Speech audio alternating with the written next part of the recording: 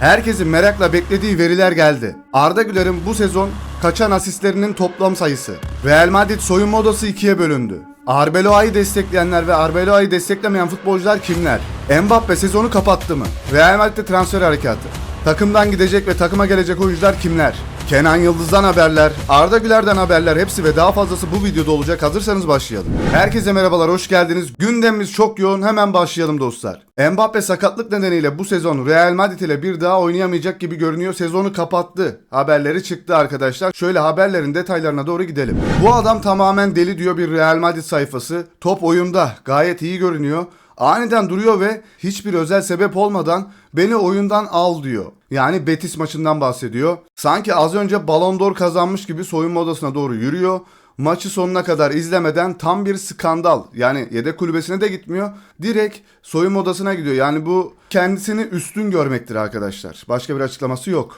Mbappe bu sezon Real Madrid için oynamak istemiyor artık. Sakatlığı beklenenden daha ciddi görünüyor ve 2026 Dünya Kupası öncesi iyileşmeyi aceleye getirmemesi tavsiye edilmiş. Çabuk iyileş diyorlar, yani kendini riske atma, Dünya Kupası'na sakla diyorlar. O da öyle yapacak sanırım. Marca gazetesi yazıyor. Mbappe durumdan çok rahatsız ve bıktı. Real Madrid'e her şeyi kazanmak için geldi, her şeyi kaybetmek için değil. Ama sen geldiğinden beri her şeyi kaybediyor Real Madrid. Ve bu tavırların takım arkadaşlarını da etkiliyordur, onların da moralini düşürüyordur. Yani sen oyundan çıkar çıkmaz soyunma odasına gitmeler, işte takım arkadaşlarım bu sezon çok başarısızlar, ben onlardan üstünüm açıklamaları var arkadaşlar. Ben iyiyim ve takım benim seviyemde değil açıklaması var Mbappe'nin bu sezon. Çok garip. Yani bu adamlarla nereye gideceksiniz? Real Madrid yönetimi bunu nasıl görmüyor ve nasıl destekliyorlar bu herifi bilmiyorum. Siz Real Madrid'e bir çözüm önerin. Yani Mbappe ve Vinicius'un kalmasıyla birlikte bir çözüm önerin. Ne yapabilirsiniz? Komple herkesin tedavi olması gerekiyor arkadaşlar, bilmiyorum. Bence Mbappe bu sezon Real Madrid için bir daha oynamayacak. Tedavi başladı ki Dünya Kupası'na da mükemmel şekilde ulaşsın arkadaşlar. Haber böyle. Dünya Kupası için o da kendisini korumaya aldı. Bir sürü futbolcu sakatlanmış, hepsine bakacağız. Evet, burada Perez maç öncesi Mbappe ile sarılıyor. Vinicius Junior'la zar zor tokalaşıyor arkadaşlar. Bunun videosunu da buldum. Şöyle bakalım. Yani burada Vinicius Junior'la arkadaşlar şey oluyor, bakın. Yani hemen bir geçiyor yani. Vini de suratına sadece bakıp devam ediyor. Perez kimin tarafını seçecek göreceğiz bu tartışmalarda. Bu kavgalarda kimin tarafını seçiyor göreceğiz. Ya taraf seçme falan var abi. Gerçekten kreşe döndü burası. Onun annesi babası geliyor. Başkasının annesi babası geliyor, açıklama yapıyor. Endrick'in babası açıklama yaptı dün. Real Madrid benim oğlumun mutluluğunu çaldı falan dedi. Yani Real Madrid'de bir veli toplantısı var. Herkes konuşuyor orada, garip. Bu takım Klopp önderliğinde bize kesinlikle üçlü kupayı getirecek. Ne dersiniz? Madridistalar arkadaşlar. Ne diyorsunuz? Vinicius Junior, Alvarez ve Arda Güler ileri üçlü. Mükemmel olur. Arda belki eski futboluna geri döner. Eski bizim sevdiğimiz tarzdaki futboluna. Bu tarzdaki futbolu da takım için çok faydalı. Kendisi bazen eleştirilen duruma da düşüyor. Yani orta sahanın gerisinde oynadığı pozisyonlarda, 6 numarada oynadığı zaman. Ama buraya tekrar alışırsa burada tamamen yıldız bir oyuncu olur arkadaşlar. Bizim gözümüzde zaten yıldız bir oyuncu ama daha fazla, hani nasıl diyeyim, işte bir Messi Ronaldo efekti yapmak istiyorsa kendi orijinal pozisyonuna gidip orada şov yapmalarda Güler. İleri üçlünün sağ tarafında sağ kanat forvet oynarsa, kendini orada geliştirirse daha iyi olur ama 6 numarada kendisini bu sezon çok iyi geliştirdi. Koluna bilezik olarak taktı o mevkiyi de, o pozisyonu da. Gerçekten başarılı bir oyuncu Arda Güler. Orta sahada kimler var? Bellingham, Nico Paz, Valverde. Sol bek tabii ki de Nuno Mendes, hiç alamazsanız Ferdi'yi alın oraya. Saliba ve Van de Ven stoper tandemi ve Carval. Abi Carval olmaz, oraya bir sağ bek de gerekiyor kesinlikle. Ve kalede de tabii ki de Courtois, inanılmaz bir kaleci. 2 yıl önce bugün arkadaşlar, hatta dün Arda Güler Real Madrid formasıyla ilk kez ilk 11 başlamıştı. Dün gibi hatırlıyoruz. Sociedad deplasmanında maçı kazandıran golü attı ve maçın adamı seçildi. Kadayıf'ın yaptığı asistle, Kadayıf dediğimiz kim? Carvalho'nun asistiyle sol ayakla temiz bir bitirişti ve gitti o efsane sevincini yapmıştı. Gerçekten 2 yıl geçmiş, 3. yıl falan filan, yani çok iyi gidiyor Arda Güler. Süper gidiyor, yani basamak basamak gidiyor, sağlam basarak gidiyor o adımları da. Arda Güler veya Nico Paz karşılaştırması değil, Arda ve Nico Paz birlikte oynasınlar. Arda burada ortayı kesiyor. Korneri kullanıyor. El Clasico maçında Nico Paz'a asist yapıyor. Nico Paz da Arda'nın topuna uçan kafayla karşılık veriyor ve top ağlara gidiyor. İki genç yeteneğin buluşması oluyor. Yani şu kadroda bu şekilde olabilir. Niko Paz'ı buraya alıp Arda'yı ileriye alabilirsin ama sürekli oynatacaksan. Arda baktınız burada yine tutunamadı. Yine o Niko Paz'dan formayı da yine alır. İşte Raul Asensio nerelerde diye soranlar vardı aranızda. Hemen şöyle haberin detaylarına bakalım. Ve Arda Güler'le ilgili bir sürü haberlerimiz var dostlar. Hemen şu Raul Asensio haberini bir okuyalım. Raul Asensio'nun yaşam tarzı Real Madrid içinde ve dışında çok fazla tartışma yaratmaya başladı. Bir keresinde dolaşan söylentilere göre Arbeloa'ya oynamaya elverişli hissetmediğini söylemiş. Bu da teknik ekip için büyük bir rahatsızlık yaratmış. Özellikle Arbeloa bu tür davranışlara artık tahammül edemiyor ve sonunda iki taraf arasında belirgin bir gerilim yaşanmış. Bu tür durumlar izole bir vaka değil, aksine bir şekilde tekrarlanıyor. Sürekli şikayetlerden, medya ve yönetim üzerinden baskı yaparak oynama dakikaları elde etmeye kadar. Raul Asensio gibi yedek sayılan oyunculardan bile bu şekilde baskı görüyor Real Madrid. Örneğin Asensio ancak olağanüstü koşullarda A takıma ulaşmış, alt seviyelerden gelen genç bir oyuncu. Bu yüzden Real Madrid'deki varlığı başlangıçta doğal bir seçimden ziyade özel bir bağlamın sonucu olmuş. Sadece şansını elde etmiş. İkinci ligdeki bazı kulüpler ona ilgi göstermemiş, İspanya 3. liginde Castilla ile oynuyormuş. Bu nedenle bence tüm La Liga ve ikincilik kulüpleri dikkat çekici bir şey fark ederdi ve eğer oyuncu gerçekten bu seviyedeyse Castilla'dan erken ayrılırdı diyorlar. Onu da sert bir dille eleştirmiş gazete yazarı. Real Madrid'in seviyesinde değil ve Real Madrid'e trip atıyor demiş. Real Madrid Jose Mourinho'nun geri dönme isteğinden haberdar oldu.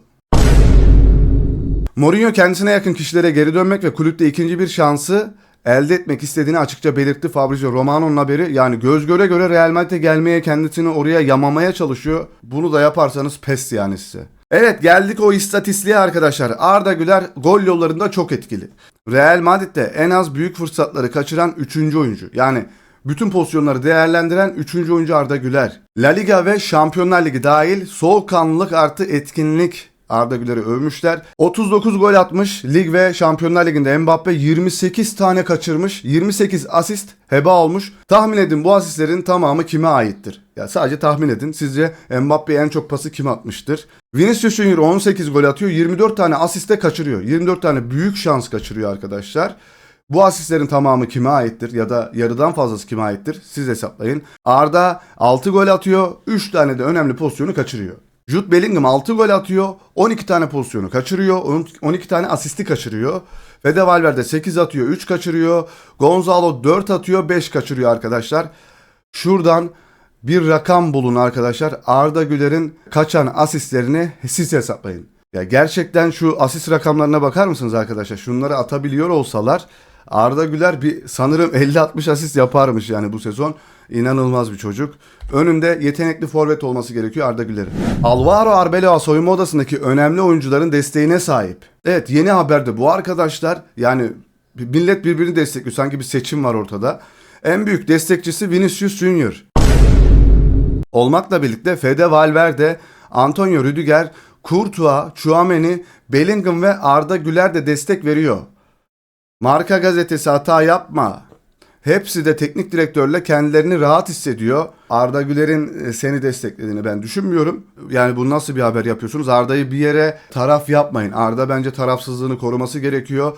Ve tarafsız davranıyor bence Arda Güler. Arbeloa'yı da çok sevdiğini de düşünmüyorum. Onu erken çıkarmaları, yaptığı hareketler, el kol mimik jestleri arkadaşlar her şeyi belli ediyor aslında. Bu haberi yaparak Arda Güler'i kötü bir yere atmış oluyorsunuz Marka gazetesi. Yani biraz yaptığınız haberlere dikkat edin. Marka gazetesi garip garip haberler yapmayın.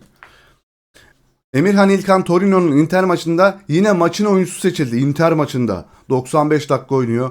Bir asist yapıyor, bir tane büyük fırsat yaratıyor, 3 tane kilit pas atıyor, bir top uzaklaştırma, 2 tane top kazanma, bir ikili mücadele kazanıyor, bir hava mücadelesi kazandı. Türkiye yeni bir yıldız orta saha oyuncusu yetiştirdi. Yani ne zaman gelebilir? İşte Hakan Çalhanoğlu falan emekli olursa anca oynayabilir diye düşünüyorum. Çünkü orta sahamız çok fazla kalabalık. Bizim forvete ihtiyacımız var. Emirhan'ı da tebrik ediyoruz. Kenan Yıldız geri döndü. Sonunda yıldızımız geri döndü. Yıldızımız parladı. Doğdu güneşimiz yıldızımız. Kenan Yıldız 80. dakikada Boga yerine oyuna girdi. Az bir süre aldı ama sakatlıktan dönüp bu şekilde az süreler alıp en azından kendisini milli takıma hazırlamalı. Onlar da çok büyük fırsatı teptiler. Maç 0-0 bitti. Milan'la oynadılar. 3 puan vardı aralarında. 3. sıraya yükseleceklerdi. Bu büyük fırsatı geri teptiler. Luka Modric maç sonrası iyi görünmüyor. Locatelli ona gidip özür diledi. Arkadaşlar Locatelli ile sanırım çarpışmışlardı ve yüzünün burası çökmüş, bir şey olmuş. Gözü şişmiş, morarmış. Çok garip bir durumdaydı. Kenan Yıldız da ne yapmış? Kenan Yıldız sadece bir yıldız değil, aynı zamanda vicdan sahibi bir insan. Dün akşam maçta kafasına darbe alan Luka Modric'in yanına giderek maç sonunda durumunu kontrol ediyor ve uzun uzun bir sohbet ediyorlar. Kenan ne diyor acaba, 10 numarayı neden Arda'ya vermediler falan mı diyor. Tabii işin esprisi, Kenan Yıldız'la Modric'in şu pozu vermeleri de çok güzel. Evet, bir sakatlık haberi daha, bir genç yetenek daha. Xavi Simons ön çapraz bağını kopardı. Hollandalı oyuncu sezonu ve Dünya Kupası'nı kapattı. Xavi Simons 2027'de sahalara dönecek. Yani sakatlık yaşayana bilmiyorum, çok uğursuz bir Dünya Kupası başlangıcı oldu. Daha başlamadan bir sürü sorun oldu. Umarım bu sorunlar bu şekilde devam etmez ve oyuncular sağlıklarından olmaz. Bütün yıldızları izlemek istiyoruz Dünya Kupası'nda. Allegri Rafael'i kısırlaştırdı.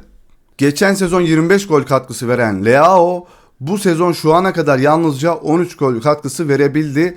Geçen sezon çok iyiydi gerçekten. Olise şampiyonluk kutlamalarına sevinmemesi hakkında Kompany şöyle açıklıyor. Onun kişiliği böyle. O gün Olise için sıradan bir gün gibi. Musiala da onunla fotoğraf çekerken de hiçbir şey olmamış gibi davranıyor. Fakat insanlar bilmiyorlar ki bu sakinliği onu sahada tehlikeli hale getiriyor. Paniklemiyor, acele etmiyor. Onu özel kılan da tam olarak bu demiş arkadaşlar. Olise'nin karakteri öyleymiş. Musiala selfie çektirmeye gidiyor şampiyonluk kutlamasında. Çektirtmiyor o selfie'yi. Öyle bir görüntü vardı. Şampiyonluk kutlamalarında tişörtü falan giymiyor. Garip bir adam. Arda orta sahanın gerisinden attığından beri herkes Puşkaş'lık gol atma yarışına girdi. Yine Fas, yine enfes gol. Rabona ile bir gol vardı. Şimdi de Trivela ile ayak dışıyla Quaresma gibi, yani top inanılmaz dönmüş girmiş. Geçen de birisi orta sahadan herkesi çalımlayarak gidip gol atmıştı. Garip garip goller atılıyor oğlum, bir atmayın la. Oğlum 10 yıllık güzel golleri bir yıla sığdırdınız, Arda Puşkaş alacak diye, yeter da. Burada topun gittiği yer arkadaşlar. Tam çatala çarpıp içeri giriyor. Enfes vuruş. Marka yazıyor. Vinicius Arbeloa'nın soyunma odasındaki ana destekçisidir. İster kişisel ister teknik düzeyde. Onun gelecek sezon Arbeloa'nın antrenör olarak devam etmesini istiyor Vinicius Junior başkanımız. Arda Güler'in vizyonu size en çok kimi hatırlatıyor? Mesut Özil'in sakinliği mi yoksa Luka Modric'in içgüdüsü mü? Bence Arda Güler bizlere Arda Güler'i hatırlatıyor. Kimseye benzetmeyelim abi. Arda Güler'in kendi tarzı olsun. Bayern Münih gelecek sezon için iç saha ve deplasman forması arkadaşlar. İç saha hep aynı da deplasman böyle bana bir güzel geldi. Bir değişik tuhaf hava katmış. Yani Arda Güler'i şu formaya da çok yakıştırıyorum ama Almanya Ligi izlenilmez abi ya. Liste büyüyor. Bu yıldızlar Dünya Kupası'ndan elendi. Sakatlıklar nedeniyle gidemiyorlar. Rodrigo yok, Ekitike yok, Gnabry yok, Xavi Simons yok ve niceleri de yok arkadaşlar. Liste gerçekten kabarık. Son dakika Real Madrid Gonzalo Garcia için 60 milyon euro istiyor. Dortmund onu istiyor. Yaklaşık 30 milyon euro ödemeye hazır. 30 bile 30 yani 30 verilir yani bu genç yetenek olduğu için. AS gazetesi yazıyor haberi dostlar. Borussia Dortmund istiyor Gonzalo Garcia'yı. Arda Güler takımımızın en yaratıcı oyuncusu olduğu için orta sahada yeri doldurulamaz bir isim mi? Kimse onu yedek kulübesine oturtmuyor arkadaşlar. Real Madrid sayfaları bu şekilde yorumluyor. Umarım o da bir an önce iyileşip sezonu kapattı zaten. Milli takımımızda hemen böyle bir form yakalayıp Dünya Kupası'na yine kendisini gösterip yaz transfer döneminde Real Madrid'de kalıp yerini sabitleştirip onu kimse çıkaramaz modunda gösterip arkadaşlar mükemmel bir sezon geçirir. Umarım maçlarını anlatmaya ve destekçisi olmaya da devam edeceğiz. Diğer Türk yıldızlarımız gibi. Bir videonun daha sonuna geldik. Eğer video hoşunuza gittiyse like attıktan sonra hype hakkınızı kullanmayı unutmayın. Kanalımıza abone olduktan sonra bildirim zilini de açarsanız çok seviniriz. Daha fazla destek için katıl satın alıp süper teşekkür gönderebilirsiniz. Hoşça kalın. Bay bay.